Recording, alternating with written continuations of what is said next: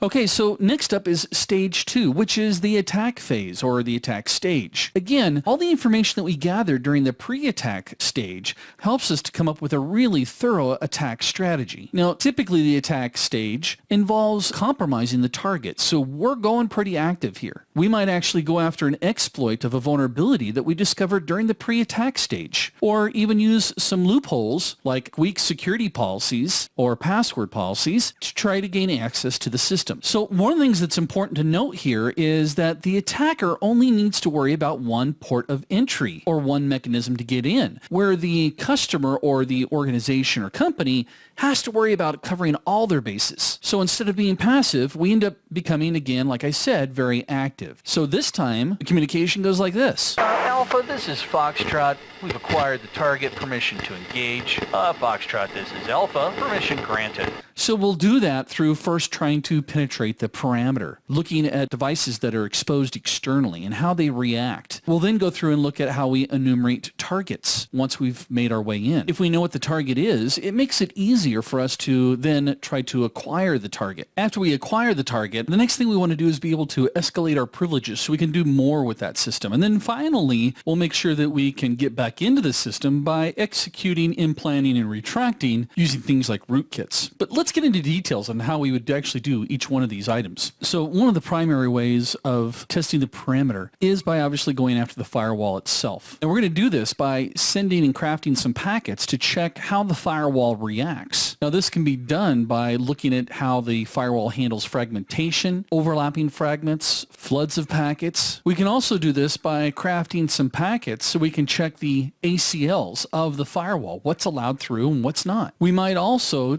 take a look at how the protocols are filtered by trying to connect to various protocols such as SSH, FTP, or even Telnet. We also want to try to somehow measure the thresholds for different denial of service attacks by trying to send persistent TCP connections and seeing how the firewall handles that, as well as maybe even attempting to stream UDP connections as well. Doing this is going to tell us what the thresholds are set for at the firewall. If you want, you can also try to send some malformed URLs to see how the IDS responds. And we might even try to see how the web services actually respond to some requests like post requests, delete requests, or copy requests. Now, next we're going to then go after, again, enumerating devices. The goal of enumerating devices is trying to find out as much information about the hosts themselves. Now, some of this we may have discovered during the pre-test environment, but again, the attack phase gets us really, really active. So some of those parameters that we're going to want to try to discover would be things like, what's the device ID? Does it have a description associated to it, which helps us to identify it? What's its host name, especially if we can utilize DNS to fill that in for us? Where are the devices physically located, as well as the MAC and IP address? We'll also want to inventory the network accessibility of these devices. Now, after we've enumerated the devices, our next step would be then going through and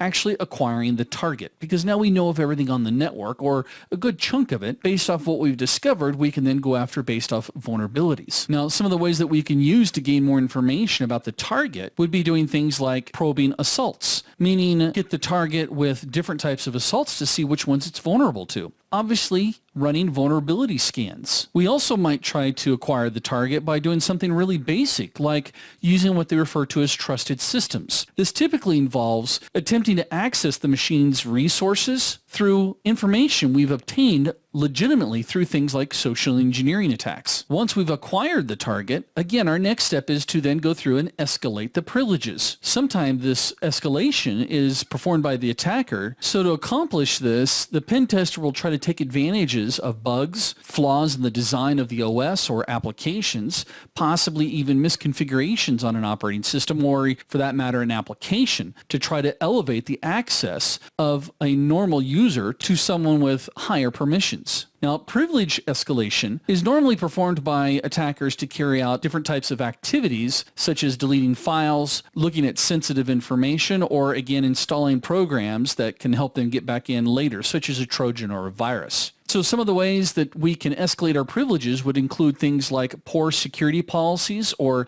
taking advantage of emails or web code that's been untested to see if we can gather information that could actually lead to an escalation of privileges. We could also do it through brute force. Steel smash! Yeah, that was my bad green joke there. Almost kind of sounded like a beefed up Yoda, huh? Obviously, brute force is a little bit more time consuming, and we've got several tools out there that we've talked about in other courses as well. Password crackers, the Get Admin tool, Trojans, as well as obviously social engineering. Again, social engineering is one of the easiest and most preferred way for attackers to get in because it's hard to track. So after we've escalated the privileges of an account, the next thing we want to do is go through and try to execute, implement, and retract. Now, by this point, the tester has effectively compromised the acquired system by executing certain types of code. Some of those would be obviously exploits. Some systems are vulnerable to denial of service attacks, as well as buffer overflows. And of course, the good old viruses, rootkits, Trojans, and malware. So if I'm able to establish a rootkit or Trojan, that can actually lead to access to more information or more system resources. I then want to go through and see if I can cover my tracks by erasing log files